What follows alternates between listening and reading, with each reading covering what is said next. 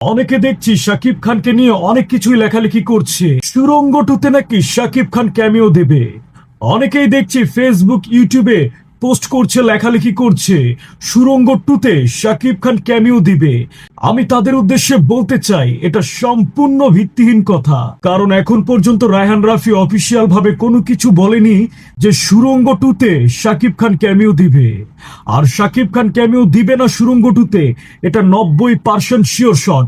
যেহেতু সুড়ঙ্গ টু হচ্ছে আফরান নিশুর একটি সিনেমা, সেহেতু আফরান নিশুকে এই সিনেমাতে বেশি প্রাধান্য দিবে। তবে আমরা এর আগেও দেখেছি অনেক সিনেমাতে কিন্তু শাকিব খান ক্যামিও দিয়েছিল, আর শাকিব খানকে ওইভাবে মেগাস্টার উচ্চতার পর্যায়ে রেখেই তাকে ক্যামিও দেওয়া হয়েছিল।